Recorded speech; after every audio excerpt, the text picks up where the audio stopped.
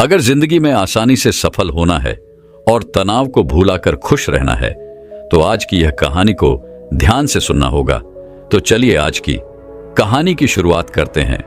दोस्तों, महात्मा बुद्ध कहते हैं कि शांति हमारे भीतर है, शांति हमारे अंदर से आती है, इसे बाहर ढूंढना व्यर्थ है। लेकिन अगर आप आज के समय की बात करेंगे तो आज हर एक मनुष्य केवल दौड़ में लगा हुआ है। उसे दौड़ना पसंद है, वे दूसरों से आगे निकलना चाहता है और दूसरों से कुछ अलग मुकाम बनाना चाहता है।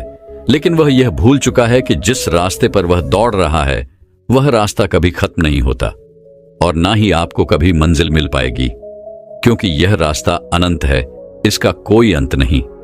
अंतिम समय में भी जब हम अपने आप को देखते हैं तो हम अपने आप को वही रास्ते पर खड़ा ही पाते हैं जहां से हमने इसकी शुरुआत की थी। हालांकि यह सच जानकर भी लोगों को कोई फर्क नहीं पड़ता। वह तो इस रेस में, इस दौड़ में जितना चाहते हैं, वह अपने आप को श्रेष्ठ साबित करना चाहते हैं। जब कोई उनसे पूछता है कि तुमने अपने जीवन में क्या हासिल किया, तब हम अपना बखान करने से कभी पीछे नहीं हटते। हम इसका जवाब कुछ इस तरह से देते हैं कि हमने अपने जीवन में यह हासिल किया, मैंने अपने जीवन में वह हासिल किया, मैंने इस मुकाम को पाया है, मैंने इतने वर्षों की तपस्या के बाद इस पौधे को हासिल किया है। लेकिन इस बात का असली मतलब केवल वही समझा सकता है जिसने ये सब कुछ पाने के चक्कर में अपने समय को गंवा दिया और अभी भी वह इस दौड़ में दौड़ रहा है, क्योंकि उसे अपनी मंजिल अभी तक नहीं मिली।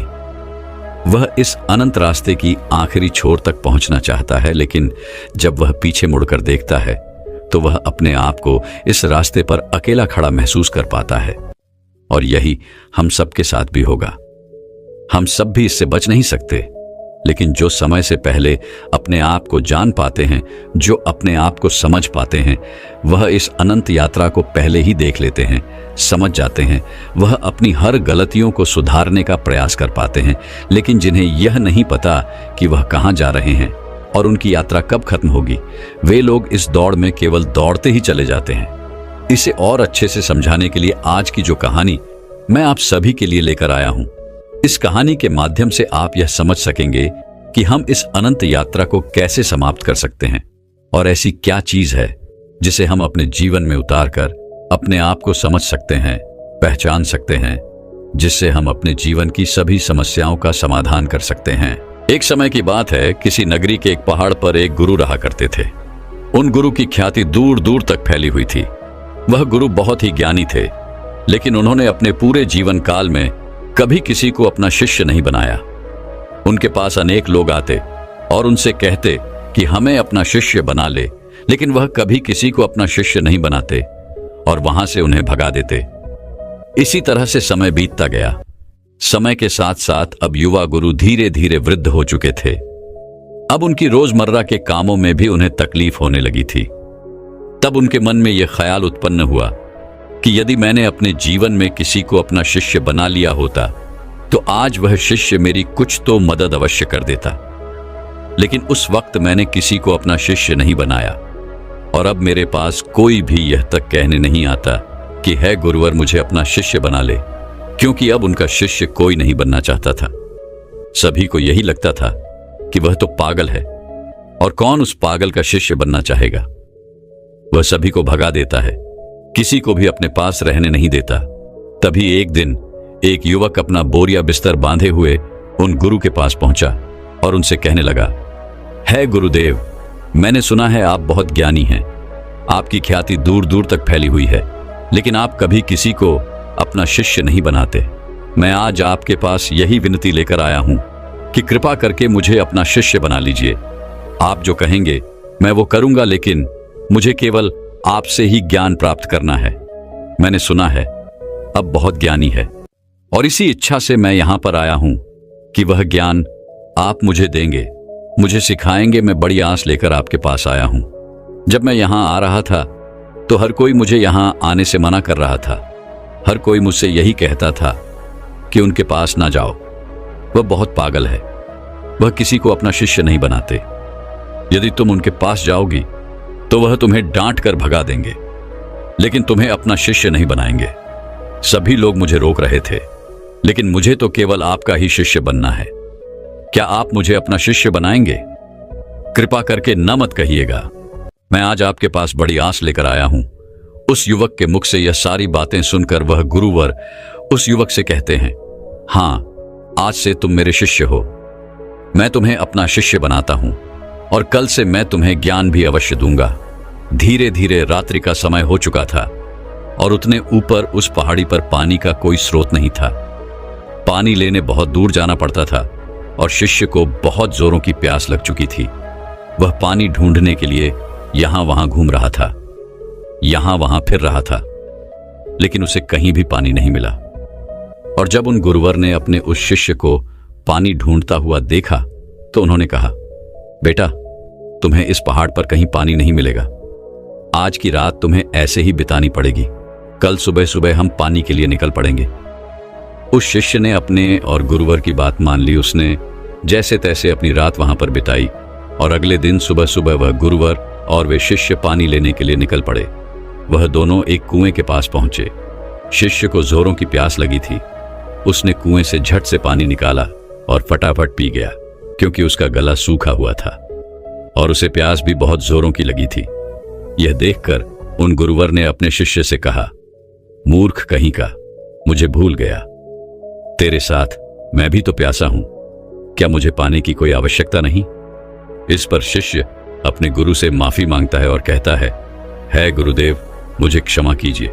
मुझे बहुत जोरों की प्यास लगी थी, जिस कारण मुझे आपका ध्यान नहीं आया और मैंने पानी निकालकर खुद ही पहले पी लिया। लेकिन रुक जाइए, मैं अभी आपके लिए पानी लेकर आता हूं। इतना कहकर उस शिष्य ने एक बार फिर से कुएं से पानी निकाला और गुरुवर को पिलाया। उसके बाद वह शिष्य अपने गुरु से कहता है गुरुवर, आपने कहा था कि आप मुझे कल से ज्ञान देंगे, आप मुझे कल से सिखाएंगे। तभी वह गुरुवर कहते हैं, हाँ, मैंने कहा था और मुझे याद है। तभी वह गुरुवर अपने उस शिष्य को कहते हैं कि एक बार फिर से इस कुएं से पानी निकालो। शिष्य ने गुरु की आज्ञा मानी और उसने एक बार कुएं से फिर पानी निकाला। यह देख वह गुरुवर अपने उस शिष्य से कहते हैं, भंते, अब तुम ही मुझे यह बताओ कि यह पानी और वह पानी जो तुमने पिया था, इन दोनों में क्या फर्क है? इन दोनों में क्या अंतर है? शिष्य ने अपने गुरुवर की बात बड़ी ध्यानपूर्वक सुनी और उसके बाद अपने हाथ में लिया हुआ वह पानी वह उसे घूर घूर कर देखने लगा, लेकिन उसे कुछ समझ नहीं आ रहा था। उसने कहा, है गुरुवर, यह पानी और वह पानी, इन दोनों में क्या फर्क है? इसे बताने के लिए तो मुझे वह दोनों पानी एक साथ रखना होगा, लेकिन मैं तो वह पानी पी चुका हूं। अब मैं भला आपको इन दोनों के बीच का अंतर कैसे बता सकता हूं? कहीं आप मुझे मूर्ख तो नहीं बना रहे? क्योंकि पानी तो एक जैसा ही होता है, फिर भला पानी में कैसा भेद? शिष्य की यह बात सुनकर वह गुरु अपने शिष्य को बड़े ही ध्यानपूर्वक तौर से देखते हैं और फिर कहते, भंते, जब मनुष्य के भीतर किसी चीज की प्यास उत्पन्न होती है और वह अत्यंत गहरी होती है, तब मनुष्य उस प्यास को बुझाने के लिए, उसका निवारण करने के लिए अपनी पूरी ऊर्जा, अपनी पूरी ताकत लगा देता है और तब उसे केवल अपने प्यास बुझाने का वह स्रोत नजर आता है, वह वस्तु नजर आती है। इसके अलावा उसके आसपास और भी बहुत कुछ होता है, लेकिन उस पर उसका ध्यान नहीं जाता। जिस प्रकार तुम्हारा गला सूखा हुआ था और तुम्हें जोरों की प्यास लगी थी, तुमने कुएं से पानी निकाला और झट से पी गए। तुम्हें एक पल के लिए यह ख्याल नहीं आया कि साथ ही में तुम्हारे गुरु भी खड़े हैं और उन्हें भी जोरों की प्यास लगी हुई है। जिस प्रकार अभी तुम्हारे हाथ में यह पानी है और तुम्हारे चारों ओर भी बहुत कुछ है, लेकिन पानी भले ही वैसा ही है, इसका रंग, इसका स्वाद बिल्कुल वैसा ही है, लेकिन यह वह पानी नहीं है जिसके लिए तुम्हारे प्राण सूखे जा रहे थे। इसी कारणवश देखो, तुमने अभी भी यह पानी अपने हाथ में ही लिया हुआ है। यदि तुम्हें जोरों की प्यास लगी होती तो तुम इस पानी को भी पी गए होते बिना किसी इंतजार के। लेकिन अब यह हो सकता है कि तुम इस पानी को फेंक दो या इसे कुएं में वापस डाल दो। इस कुएं में जितना भी पानी है सब एक ही है, सबका रंग, सबका रूप, सबका स्वाद एक ही जैसा है। लेकिन ये तो हमारी मन की स्थिति के कारण हमें ये अलग अलग नजर आता है। अर्थात सब कुछ तुम्हारे भीतर परिवर्तन होता है, बाहर कुछ नहीं। अपने गुरु की यह बात सुनकर शिष्य बहुत खुश हुआ, उसे बड़ी प्रसन्नता हुई। आश्रम से निकलते वक्त वो अपने साथ एक पोटली लेकर निकला था। उस पोटली में उसने लेखनी रखी थी। उसने तुरंत ही वह लेखनी निकाली और गुरु के कहे शब्दों को लिखना शुरू कर दिया। यह देखकर वह गुरुवर अपने उस शिष्य से कहते हैं, भंते, यह तुम क्या कर रहे हो? इसके जवाब में शिष्य अपने गुरुवर से कहता है गुरुवर, आपने जो कुछ भी कहा मैं उसे भूलना नहीं चाहता। यह सब मुझे सीखना है, मुझे याद करना है, जिस कारण मैं इसे लिख रहा हूं, और बाद में मैं इसे याद भी कर लूंगा। तभी तो मैं ज्ञानी बन पाऊंगा, तभी तो मैं लोगों को ज्ञान बांट सकूंगा। अन्यथा यदि मैं ही आपकी बातों को भूल गया, अपने जीवन में उसे नहीं उतार पाया, तो फिर मेरा यहां पर आना व्यर्थ हो जाएगा। गुरु ने अपने उस शिष्य की सारी बातें ध्यानपूर्वक सुनी और उसके बाद वह अपने शिष्य से कहते हैं, भंते, ये सब तो ठीक है, लेकिन अब चलो, आश्रम चलने का वक्त हो चुका है और फिर हमें अभी भिक्षाटन के लिए भी तो जाना है। इतना कहकर वह गुरु और शिष्य वापस आश्रम की ओर लौट गए और रास्ते में ही उन्होंने भिक्षा भी मांग ली। दोनों जब आश्रम पहुंचे, उस भिक्षा का लुत्फ उठाया। रात में उसे खाकर वह लोग सो गए। अगले दिन सुबह सुबह उन गुरुवर ने अपने शिष्य को जगाया और कहा, चलो, हमें कुएं के पास फिर जाना है। इतना कहकर शिष्य और वह गुरुवर उस कुएं की ओर निकल पड़ते हैं। कुछ देर बाद जब वह कुएं के पास पहुंचते हैं तो गुरुवर अपने शिष्य से कहते हैं कि पानी निकालो। वह शिष्य अपने गुरुवर की आज्ञा का पालन करते हुए उस कुएं से थोड़ा पानी निकालता है। तभी वह गुरुवर अपने उस शिष्य से कहते हैं, भंते, कल जो तुमने पानी पिया था और आज जो तुमने पानी निकाला है, इन दोनों में क्या फर्क है? क्या तुम मुझे बता सकते हो? इस पर शिष्य तुरंत ही अपनी उस पोटली को निकालता है जिसमें उसने वो सारी बातें लिखी होती हैं। जब गुरु ने उसे वो सारी बातें बताई थी कि जब मनुष्य को किसी चीज की प्यास उत्पन्न होती है तो वो उसे मिटाने की हर मुमकिन कोशिश करता है और उसके आसपास बहुत कुछ होता है, लेकिन वह उसे देख नहीं पाता। वह यह पढ़ ही रहा था कि तभी उन गुरु ने अपने उस शिष्य से कहा, मूर्ख, क्या कर रहे हो? वह शिष्य कहता है गुरुवर, जैसा कि आपने मुझे बताया था, मैं उसी ज्ञान को दोहरा रहा था और आपको आपके सवाल का जवाब देने का प्रयास कर रहा था। तभी वह गुरुवर अपने उस शिष्य से कहते हैं, मूर्ख, इस पानी को सूंघो, इस पानी में से दुर्गंध आ रही है। शिष्य ने अपने गुरु की आज्ञा मानी। उसने तुरंत ही उस पानी को सूंघा। उसमें से सचमुच बदबू आ रही थी, मानो वह पानी सड़ चुका हो। तभी वह गुरु कुएं की ओर आगे बढ़ते हैं और कुएं में झांक कर देखते हैं तो उसके अंदर एक जीव मरा पड़ा था।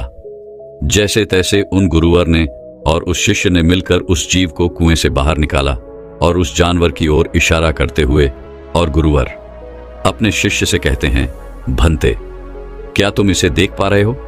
इस पर शिष्य कहता है, हाँ गुरुवर, मैं इसे देख पा रहा हूं। तभी वह गुरुवर कहते हैं, इस पृथ्वी पर जिसने अब भी जन्म लिया है उसकी मृत्यु निश्चित है। वह एक न एक दिन मृत्यु को अवश्य प्राप्त होता है। जब एक मनुष्य जन्म लेता है तो उसका जीवन संपूर्ण होता है और मृत्यु शून्य होती है। लेकिन धीरे धीरे जैसे जैसे समय बीतता जाता है, एक एक दिन ढलते जाते हैं, जीवन घटने लगता है और मृत्यु संपूर्ण होती जाती है। किसी की भी मृत्यु यूं ही अचानक नहीं हो जाती। जब कोई भी प्राणी जन्म लेता है तो उसके जन्म से ही यह प्रक्रिया शुरू हो जाती है और अंततः हमारी यात्रा जन्म से मृत्यु तक अपना सफर तय कर लेती है। हाँ, यहां पर यह जरूर होता है कि किसी के लिए तेज प्रक्रिया होती है और किसी के लिए यह प्रक्रिया धीमी होती है, लेकिन यह प्रक्रिया सभी के लिए काम करती है और सभी को एक ना एक दिन जन्म से लेकर मृत्यु तक का यह सफर तय करना ही पड़ता है। शिष्य ने एक बार फिर से अपनी लेखनी निकाली और गुरु की इन सभी बातों को लिखना शुरू कर दिया।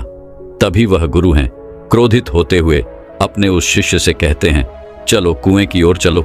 यह देखकर वह शिष्य घबरा जाता है और अपने उन गुरुवर से कहता है गुरुवर, मैं तो अभी जवान हूं और मैं अभी मृत्यु को प्राप्त नहीं होना चाहता, कृपा करके मुझे छोड़ दे। तभी वह गुरुवर अपने उस शिष्य से कहते हैं, बेवकूफ, मैं तुम्हें कुएं में धकेलने नहीं जा रहा। मैं तो यह कह रहा हूं कि कुएं के चारों ओर एक दीवार खड़ी कर देते हैं जिससे और कोई इस कुएं में ना गिरे, जिससे किसी और को व्यर्थ अपनी जान ना गंवानी पड़े। दोनों ने बड़ी मुश्किल के साथ कुछ लकड़ियां इकट्ठा की और कुएं के चारों ओर एक दीवार बना दी जिससे अब उस कुएं के अंदर कोई नहीं गिर सकता था। इतनी मेहनत करने के बाद गुरु और वह शिष्य वापस आश्रम लौट आए। धीरे धीरे ऐसे ही कई दिन बीत गए। शिष्य अब उन गुरुवर के साथ अपना अधिकांश समय बिताता था, उनका सारा काम करता था। एक दिन उसने देखा कि उसके गुरुवर बहुत प्रसन्न है। तभी वह उन गुरुवर के पास पहुंचा और अपने उन गुरुवर से कहता है गुरुवर, आज आप बहुत प्रसन्न दिख रहे हैं, क्या मैं आज आपसे कुछ पूछ सकता हूं? तभी वह गुरुवर अपने उस शिष्य से कहते हैं, हाँ अवश्य। तभी शिष्य कहता है गुरुदेव, आप मुझे कोई ऐसा ज्ञान दीजिए जो सबसे बड़ा हो, जिसके आगे मुझे कोई और ज्ञान अर्जित करने की कोई आवश्यकता ना पड़े। वैसे भी दिन ब दिन आप वृद्ध होते जा रहे हैं और आपकी मृत्यु कब आ जाएगी यह मैं नहीं जानता, इसीलिए आप मुझे वह ज्ञान दे दीजिए। तभी तो मैं आपके ज्ञान को लोगों तक फैला सकूंगा, तभी तो लोग आपके बारे में जान सकेंगे। वह अपनी लेखनी लेकर बैठ गया, इस इंतजार में कि गुरुदेव उसे कुछ बताएंगे, कोई ऐसा ज्ञान जो बहुत बड़ा है। लेकिन उन गुरुवर ने अपने उस शिष्य से कुछ नहीं कहा, बस वह चुपचाप बैठ गए। वह काफी देर तक यूं ही मौन रहे और उसके बाद वहां से उठकर चले गए। वे शिष्य चुपचाप ये सब देख रहा था और जब वह गुरुवर वहां से उठकर चले गए तो उसने लेखनी से लिखा, सबसे बड़ा ज्ञान मौन। अगले दिन फिर उसने उन गुरुवर से यही सवाल किया और अब की बार भी गुरुवर ने उसे कोई जवाब नहीं दिया। वह काफी देर तक मौन रहे और फिर वहां से उठकर चले गए। ऐसा करते करते कई दिन बीत गए। दिन से सप्ताह से महीने और लगभग 1 वर्षों के बाद भी उसे केवल एक ही जवाब मिला था, सबसे बड़ा ज्ञान मौन। इसके अलावा उसने लेखनी से और कुछ नहीं लिखा था, क्योंकि वह गुरुवर जब भी इस सवाल को सुनते तो वह मौन हो जाते और अपने उस शिष्य से कुछ ना कहते, जिस कारण वह शिष्य भी हर रोज अपनी लेखनी से केवल एक ही बात लिखता था, सबसे बड़ा ज्ञान मौन। लेकिन अब उसके सब्र का बांध टूटा जा रहा था। एक दिन रात को उसे नींद नहीं आ रही थी। वह यहां वहां करवटें बदल रहा था। चांदनी रात थी। वह आश्रम से बाहर निकला और बाहर बैठकर यह सोचने लगा कि आखिर गुरुदेव मुझे वह सबसे बड़ा ज्ञान क्यों नहीं दे रहे? क्या वह मुझे देना नहीं चाहते, या मैं अभी इस लायक नहीं हूं कि उस ज्ञान को समझ सकूं? इस प्रकार उसके मन में हजारों सवाल चल रहे थे, हजारों तरह के विचार उत्पन्न हो रहे थे। तभी अचानक उसे एक पक्षी की आवाज सुनाई पड़ी। उसका पूरा ध्यान उस पक्षी की आवाज पर चला गया और तब उसने महसूस किया कि चारों ओर हवाएं चल रही थीं। पत्तों की सरसराहट की आवाज, ठंडी हवाएं चलने की आवाज, चारों तरफ सन्नाटा छाया हुआ था। वह ये सब महसूस कर पा रहा था। उसने उस सन्नाटे की आवाज को ध्यान से महसूस किया, अपनी आंखें बंद की और बड़े ध्यान से उन आवाजों को सुनने लगा। उसका मन बिल्कुल शांत हो गया और अब तक पहली बार उसने अपने मन को इतना शांत महसूस किया था। पहली बार वह आनंदित महसूस कर रहा था। वह यह भूल चुका था कि उसे बड़े ज्ञान के बारे में अभी तक उन गुरुवर ने कुछ नहीं बताया। तभी उसने सोचा कि जो आज अनुभव मैंने प्राप्त किया है, इसे मैं अपने गुरुवर को अवश्य बताऊंगा, जिस कारण वह उस अनुभव को लिखने के लिए अपनी लेखनी निकालता है। तभी वह देखता है कि उसने अपने किताब के सारे पन्नों पर केवल एक ही बात सीखी है, सबसे बड़ा ज्ञान मौन। तभी उसे यह भी एहसास हो गया कि वह गुरुवर तो उसे सबसे बड़ा ज्ञान दे रहे थे, लेकिन वही उसे समझ नहीं पा रहा था। सबसे बड़ा ज्ञान तो यही है, लेकिन जो उसने अनुभव किया था, उस अनुभव को वह फिर से महसूस करना चाहता था, जिस कारण वह पूरी रात नहीं सोया और फिर से जाकर वहीं पर बैठ गया और रात भर उन आवाजों का अनुभव करता रहा, शांति को महसूस करता रहा। सुबह हो गई थी। वह सुबह सुबह उठकर अपने गुरुवर के पास आया। उस शिष्य के गुरु ध्यान में लीन थे। वह चुपचाप वहां पर आया। वहां बैठकर उन्हें शांति से देखता रहा। जब उन गुरुवर ने अपनी आंखें खोली तो अपने उस शिष्य को अपने सामने पाया और वो उसे देखते ही ये समझ चुके थे कि इसे मौन मिल चुका है, इसने शांति का एहसास कर लिया है। गुरु ने अपने शिष्य से कहा, भंते, मौन कोई ज्ञान नहीं है, मौन ज्ञान का आधार है और यह हमें वह दिखाने में सक्षम है जिसे हम अपनी आंखों से नहीं देख पाते। बाहर चाहे कितना भी शोर हो, चाहे कितने भी भीड़ हो, लेकिन भीतर मौन होना ही चाहिए। अपने गुरुवर के मुख से यह बात सुनकर उसने अपनी लेखनी और अपनी पुस्तक गुरु के चरणों में रख दी और उसके बाद से उसने कभी कुछ नहीं लिखा। उसने केवल वो सारी बातें महसूस की और धीरे धीरे एक दिन उसने असली ज्ञान को प्राप्त कर लिया। दोस्तों, हम भी अपने जीवन में जन्म से लेकर अपने अंतिम समय तक कुछ ना कुछ इकट्ठा करने में लगे रहते हैं। जितना कर सकते हैं उतना तो करते ही हैं, लेकिन उसके बावजूद भी हम और अधिक पाना चाहते हैं। हम और अधिक इकट्ठा करना चाहते हैं, जिससे हमारे मन में हमेशा एक अशांति रहती है, जिससे हमारा मन हमेशा विचलित होता रहता है और हम कभी भी एक लक्ष्य की ओर आगे नहीं बढ़ पाते। लेकिन इसके बावजूद भी हम कभी भी अपने आप को एक पल के लिए शांत नहीं होने देना चाहते। एक काम से दूसरा काम, दूसरे से तीसरा, तीसरे से चौथा, इसी प्रकार हम अपना पूरा जीवन यूं ही गंवा देते हैं। लेकिन हम कभी भी एक पल के लिए मौन नहीं रहते। इसी कारणवश हम जीवन भर केवल भागते रहते हैं, लेकिन अपने भीतर की उस शांति का अनुभव कभी नहीं कर पाते, जिस कारण हम सब कुछ प्राप्त करके भी कुछ नहीं प्राप्त कर पाते। हमारा जीवन पूरी तरह से व्यस्त हो जाता है। इसलिए दोस्तों, अगर आप भी अपने जीवन में भागते भागते थक चुके हैं, तो एक पल के लिए मौन धारण करें, क्योंकि वह आपको वह ऊर्जा प्रदान करेगा जिससे आप अपने जीवन में एक सही दिशा प्राप्त कर सकेंगे। अपने भीतर झांकने का प्रयास करें।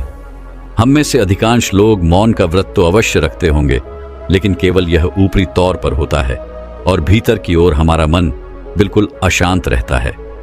हमें किसी चीज में चैन नहीं मिलता। हम केवल यहां वहां भागते रहना चाहते हैं, कुछ ना कुछ इकट्ठा करना चाहते हैं, जिससे हमें कभी भी शांति नहीं मिल पाती और हम यूं ही इस जीवन के भाग दौड़ में लगे रह जाते हैं। अब आप में से कई लोग यह कहेंगे कि मौन कैसे प्राप्त करें, कैसे हम अपने भीतर की ओर जाके कैसे हम अपने मन को शांत करें। तो इसका एक बहुत ही सीधा और सरल उपाय है, ध्यान। अपने विचारों को, अपने आप को ध्यान से देखें। आप दिन भर क्या कर रहे हैं, आप कहां पर, कितना समय दे रहे हैं। जब आप किसी चीज को होते हुए देख रहे हैं और आपके मन में किस प्रकार के विचार उत्पन्न कर रहा है, तब आप यह भी समझ पाएंगे कि आप कितनी व्यर्थ की बातें सोचते हैं, जिनका वर्तमान से कोई संबंध नहीं है। और एक बात आप यह भी बहुत अच्छे से जानते होंगे कि आपसे बेहतर आपको कोई और नहीं चाह सकता। इसलिए आपसे बेहतर आपका और कोई परिवर्तन नहीं कर सकता। आप जैसा चाहें वैसा अपने आप को बना सकते हैं। इसलिए कोशिश करें। निरंतर कोशिश करते रहने पर आप मौन को भी अवश्य पालेंगे और अपने जीवन को एक सही दिशा और दशा देने में सक्षम हो पाएंगे। तो दर्शकों, चलिए अब अगली तनाव को खत्म करने के ऊपर प्रसिद्ध कहानी की शुरुआत करते हैं। बहुत समय पहले की बात है। किसी नगरी में एक व्यक्ति रहा करता था। वह व्यक्ति अपने जीवन में बहुत तनाव झेल रहा था। उसका पूरा जीवन मानो तनाव से ही भरा था। वह चिंतित रहता था, परेशान रहता था। उसे ऐसा लग रहा था कि मानो उसका पूरा जीवन इसी तनाव में गुजर जाएगा। जब उसकी शादी नहीं हुई थी तो उसे शादी करने का तनाव था। शादी हो जाने के बाद अच्छी नौकरी और रुपए पैसे कमाने का तनाव उस पर बढ़ गया। जैसे तैसे उसे एक नौकरी मिल गई और वह कुछ पैसे भी कमाने लगा। लेकिन उसके बाद उसे और उसकी पत्नी को कोई बच्चा नहीं हो रहा था, जिस कारण उसका तनाव और बढ़ गया। कुछ सालों बाद उसके जीवन में खुशी की लहर आई। उसकी पत्नी ने एक बेटे को जन्म दिया। लेकिन अब उस बेटे के जन्म के बाद उसे अपने बेटे के भविष्य की चिंता सताने लगी। उसका तनाव और ज्यादा बढ़ गया। उसकी जिंदगी मानो एक तनाव बनकर रह गई थी। वह इस तनाव से किसी भी हालत में छुटकारा चाहता था। वह चाहता था कि वह अपने जीवन को खुशी और खुशहाल तौर पर जिए। एक दिन वह अपने घर के बाहर बैठकर यही सब सोच रहा था कि वह अपने जीवन को कैसे खुशहाल बना सके, कैसे वह अपने उन सपनों को पूरा कर सके जिससे उसका भविष्य सुधर सके। तभी अचानक उसके सामने से कुछ सन्यासी गुजरे। उसने उन सन्यासी को देखा जिनके मुख पर प्रसन्नता थी, जिनके मुख पर किसी प्रकार का कोई तनाव नहीं था। चेहरे पर वह तेज व शांति देखकर वह मंत्रमुग्ध हो गया। उस व्यक्ति को लगने लगा कि सन्यासियों के जीवन में कोई तनाव नहीं है, खुद के जीवन में कोई कार्य नहीं है, केवल भिक्षा मांगो और चैन से जियो, और शायद यही सबसे सर्वोत्तम जीवन है। ये सारी बातें उसके मन में घर कर गईं। वह दिन रात इनके बारे में सोचने लगा, विचार करने लगा, और आखिरकार एक दिन उसने फैसला लिया कि वह अपने घर परिवार को छोड़ देगा और एक सन्यासी बन जाएगा। एक रात उसे मौका मिल गया और वह अपने परिवार के लोगों को छोड़कर निकल गया और भागा भागा उन सन्यासियों के पास पहुंचा और उनसे कहा कि मैं आपके शरण में आया हूं, मुझे अपना शिष्य स्वीकार कीजिए। तो इन सन्यासी ने उस व्यक्ति को अपना शिष्य स्वीकार किया और आश्रम में रहने के लिए जगह भी दी। अब वह व्यक्ति उन गुरु का शिष्य बन चुका था, लेकिन वह यह भूल चुका था कि तनाव कोई जगह नहीं है, कोई घर नहीं है, कोई परिवार नहीं है, कोई देश नहीं है जिसे आप छोड़ सके। सन्यासी जीवन ग्रहण करने के बाद उसके जीवन में एक अलग तरह का तनाव उत्पन्न होने लगा। शिक्षा ग्रहण करने का तनाव, रोज साफ सफाई करने का तनाव, और सबसे बड़ा तनाव कि मैं भिक्षा कैसे मांगू। और वहां पर उपस्थित सभी शिष्यों में यह होड़ लगी रहती थी कि सबसे ज्ञानी कौन बनेगा। ये सब देखकर भी उसके मन में एक अलग तरीका तनाव उत्पन्न होने लगा। कुछ दिनों तक तो उसने ये सब बड़ी ही आसानी से झेल लिया। कुछ दिनों तक सब कुछ अच्छा चलता रहा, लेकिन उसके बाद उसे अपने घर, अपने परिवार की चिंता सताने लगी। उसे उनकी याद आने लगी। तब उसे ये एहसास हुआ कि जो इस तनाव को यहां पर झेल रहा है, वैसा ही तनाव उसके सांसारिक जीवन में भी तो था। उसने फिर एक बार फैसला किया कि वह इस सन्यासी जीवन को छोड़ देगा और अपने घर, अपने परिवार के पास वापस लौट जाएगा। एक रात फिर उसे मौका मिला और वह आश्रम छोड़कर जैसे ही बाहर निकल रहा था कि तभी वहां के गुरु ने उसे देख लिया और उन गुरुवर ने उस व्यक्ति से कहा, पुत्र, तुम कहां जा रहे हो? इस पर वह व्यक्ति कहता है, हे गुरुवर, मैं संसारी जीवन में बहुत तनाव झेल रहा था और उसके बाद मैंने आप लोगों को देखा। मुझे लगा कि सन्यासी जीवन सर्वश्रेष्ठ जीवन है जहां पर कोई तनाव नहीं है। इस कारण मैं सन्यासी बन गया, लेकिन यहां पर भी रहने के बाद मुझे उस तनाव से मुक्ति नहीं मिली और मैं तो इससे छुटकारा चाहता था, लेकिन वो मुझे यहां पर नहीं मिला। इसलिए मैं यहां से वापस जा रहा हूं अपने घर, अपने परिवार के पास। उस व्यक्ति के मुख से ये सारी बातें सुन उन गुरु ने कहा, बेटा, तुम जा सकते हो, लेकिन अपना तनाव यही छोड़ चले जाओ। यदि तुम वापस यहां से वो तनाव लेकर अपने सांसारिक जीवन में जाओगे तो तुम कभी खुश नहीं रह पाओगे, और फिर तुम्हारा यहां पर आने का फायदा भी क्या हुआ गुरुवर की। ये सारी बातें सुन वह व्यक्ति कहता है, हे गुरुवर, क्या आप सही कह रहे हैं? क्या मैं यह तनाव यहीं पर छोड़कर जा सकता हूं? क्या मुझे इस तनाव से मुक्ति मिल सकती है? इस पर उन गुरुवर ने उस व्यक्ति से कहा, हां, क्यों नहीं, लेकिन उससे पहले तुम्हें मेरे लिए एक काम करना होगा। तुम किसी एक ऐसे व्यक्ति को ढूंढ लाओ जिसके जीवन में कोई तनाव ना हो, कोई समस्या ना हो, वह अपना जीवन खुशी और खुशहाल तौर पर जी रहा हो। जब तुम ऐसे किसी व्यक्ति को मेरे पास ले आओगे तो मैं तुम्हें चिंता और तनाव से मुक्ति दिला दूंगा और तुम वापस अपने घर की ओर जा सकोगे, अपने जीवन को खुशी और खुशहाल तौर पर जी सकोगे। गुरुवर की यह सारी बातें सुन वह व्यक्ति बड़ा ही प्रसन्न हुआ और एक ऐसे व्यक्ति की तलाश में निकल पड़ा जिसका जीवन खुशी और खुशहाली से बीत रहा हो, जिसके जीवन में कोई तनाव ना हो, जिसके जीवन में कोई चिंता ना हो। वह व्यक्ति कई गांव में गया, कई नगरों में घूमा, बहुत से लोगों से मिला, अनेकों दरवाजे खटखटाए, लेकिन उसे ऐसा कोई आदमी नहीं मिला जो यह कह सके कि उसके जीवन में कोई तनाव नहीं है, उसके जीवन में कोई चिंता नहीं है। बल्कि तनाव और चिंता की बात करते ही लोग उसे अपनी समस्याओं के बारे में और बढ़ा चढ़ाकर बताया करते थे। वह उसे अपनी चिंताओं और तनाव के बारे में कुछ ऐसे बताते मानो सबसे बड़ी समस्या उन्हीं के सर पर मढ़ दी गई है। धीरे धीरे कई दिन बीत गए, लेकिन उसे ऐसा कोई व्यक्ति नहीं मिला जिसके जीवन में कोई तनाव ना हो। तभी उसे एक दिन एक व्यक्ति मिला और उस व्यक्ति ने उस शिष्य से कहा, इस पूरे संसार में केवल एक ही ऐसा व्यक्ति है जिसके जीवन में कोई तनाव नहीं होता, जो चिंता रहित होता है, और वह है शराबी, जिसे किसी बात की कोई चिंता नहीं होती, जिसे कोई बात का तनाव नहीं होता, वह तो बस मस्त रहता है। जब उस शिष्य ने उस व्यक्ति के मुख से ये सारी बातें सुनी तो वह शिष्य एक शराबी व्यक्ति के पास गया और उससे जब उसने यह पूछा कि क्या तुम्हारे जीवन में कोई तनाव है, तो शराबी ने नशे में यह कहा कि यह तनाव क्या होता है, यह तनाव किस चिड़िया का नाम है, मुझे नहीं पता। यह सुन वह शिष्य बड़ा ही प्रसन्न हुआ। उसे लगा कि उसे अब वह व्यक्ति मिल चुका है जिसके द्वारा वह चिंता मुक्त हो सकता है। तभी उस शराबी ने उस शिष्य से कहा, मुझे तो बस एक ही बात की चिंता सताती रहती है कि अगली सुबह की मदिरा का इंतजाम मैं कहां से करूं। मेरे पास जो धन था वो तो मैंने खर्च कर दिया। मेरी पत्नी के पास जो धन था वो मैंने उससे छीन लिया। अब मेरे पास कोई धन नहीं बचा। क्या तुम्हारे पास कोई धन है? ये सुन उस शिष्य की हिस्से की सारी खुशी मानो पल भर में गायब हो गई और धीरे धीरे रात होने आ चुकी थी। वो हताश होकर एक मंदिर में जा बैठा। तभी वहां पर एक छोटा सा लड़का आया और उस लड़के ने उस शिष्य से कहा, हे गुरुवर, मुझे जोरों की भूख लगी है, क्या आपके पास खाने के लिए कुछ है? इस पर वह शिष्य कहता है, इतने छोटे से बालक को चिंता सता रही है तो बड़े होकर तुम्हारा क्या हाल होगा? इस पर उस छोटे से लड़के ने कहा, हे गुरु है, ये चिंता या तनाव नहीं है, ये तो भूख है। मुझे जोरों की भूख लगी हुई है। यदि आपके पास खाने के लिए कुछ है तो कृपया करके मुझे कुछ दे दीजिए। उस बच्चे के मुख से ये सारी बातें सुन वह शिष्य एक बार फिर से बड़ा प्रसन्न हुआ और उसने अपने थैले में जो 2 रोटियां रखी हुई थी उस बालक को थमा दी।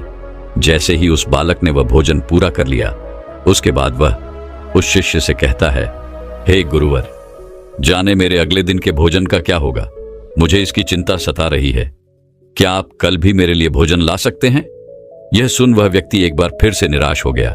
वह भागा भागा अपने गुरु के पास पहुंचा और उनसे कहने लगा, हे गुरुवर, मैंने बहुत ढूंढा, मैंने हर जगह तलाश किया, कई नगर देखे, कई गांव में गया, लेकिन मुझे कोई ऐसा व्यक्ति नहीं मिला जिसके जीवन में कोई तनाव ना हो, जो अपने जीवन को सुखी और खुशहाल तौर पर जी रहा हो। हर किसी को किसी न किसी चीज की चिंता अवश्य सता रही है। कोई अपनी चिंताओं को लेकर बैठा हुआ है तो कोई अपने तनाव से जूझ रहा है। जिसके पास धन नहीं है वह धन चाहता है, जिसके पास धन है वो और अत्यधिक धन चाहता है, जिसके पास प्रेम नहीं है वह प्रेम चाहता है, और जिसके पास प्रेम है वह अत्यधिक प्रेम से भी चिंतित है। किसी के पास काम नहीं है तो वह इसलिए चिंतित है क्योंकि उसके पास कोई काम नहीं, और किसी के पास काम है तो वह इसलिए चिंतित है कि उसी के पास अत्यधिक काम है। जो कोई बीमार है वह इस बात से चिंतित है कि उसका स्वास्थ्य कब सुधरेगा, और जो व्यक्ति पूरी तरह से स्वस्थ है उसे इस बात का तनाव है कि कहीं वह बीमार ना पड़ जाए।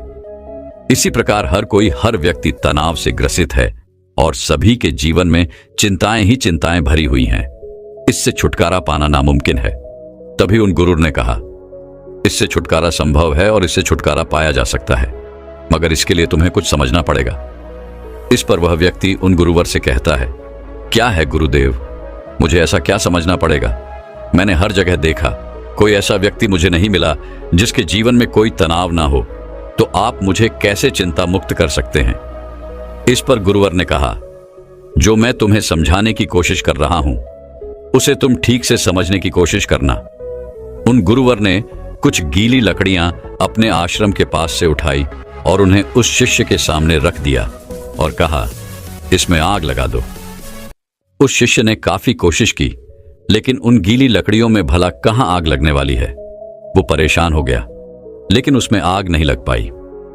इस पर उसने गुरुवर को कहा, हे गुरुदेव, इन गिरी लकड़ियों में आग नहीं लग सकती, इसमें आग लगाना संभव ही नहीं। इस पर वह गुरुदेव कहते हैं, पुत्र, मैं तुम्हें यही समझाने की कोशिश कर रहा हूं कि तुम इन गिरी लकड़ियों का क्या करोगे। इसे धूप में सुखा आओगे या फिर इन गीली लकड़ियों को लेकर सोचते रहोगे, चिंतित रहोगे और तनाव में रहोगे। तुम चाहो तो इन्हें धूप में सुखा सकते हो, लेकिन इसमें थोड़ा सा समय लगेगा। और यदि तुम चिंता की जगह चिंतन करो तब तुम ये जरूर समझ सकते हो कि तुम इसकी जगह पर कुछ सूखी लकड़ियों का इंतजाम कर सकते हो और जिनमें आग लगाना भी संभव होगा।